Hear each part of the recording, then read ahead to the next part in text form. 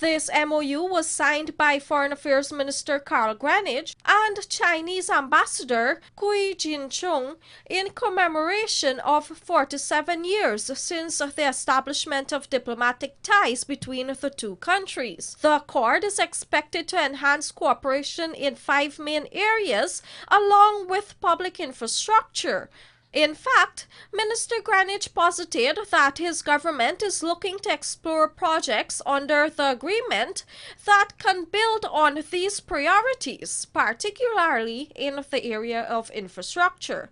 The inadequate infrastructure in Guyana, grossly inadequate in many ways, has served as a constraint to investment on the one hand, the attraction of investors and economic operators, and it also serves as a constraint in relation to identification and access to markets. So one of our main priorities at this point in time is to work on the development of infrastructure. Against this backdrop, the Foreign Affairs Minister went on to hint at the possibility of the currently deplorable Linden-Lethem highway being financed under this initiative. The first half of this project from Linden to Demerara is being funded with a $150 million grant from the United Kingdom through the Caribbean Infrastructure Partnership Fund program,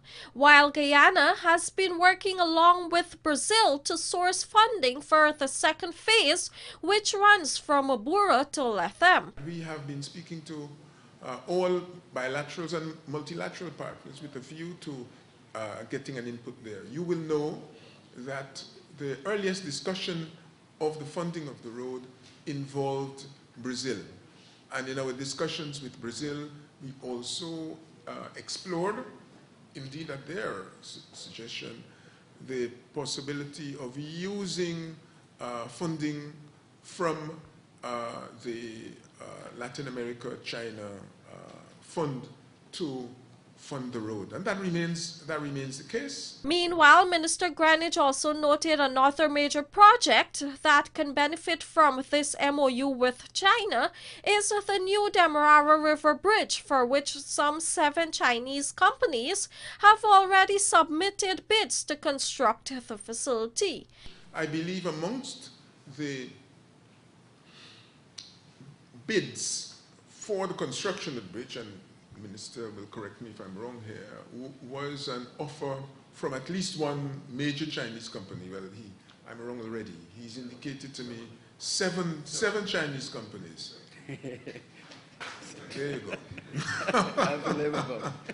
So, the prospect of Chinese involvement is very clear. One, at the level of the contractor to carry out the work, and of course, Chinese companies are often able, even without this MOU, without this framework, to command the resources from Exim Bank of China to fund their activities, depending on what is negotiated between themselves and the government. Friday's MOU signing was done at the Chinese Embassy on Mandela Avenue in the presence of President David Granger, Prime Minister Moses Nagamutu, Finance Minister Winston Jordan, and Public Infrastructure Minister David Patterson, among other government ministers and officials. Reporting for the Evening News, Vanu Manakchand.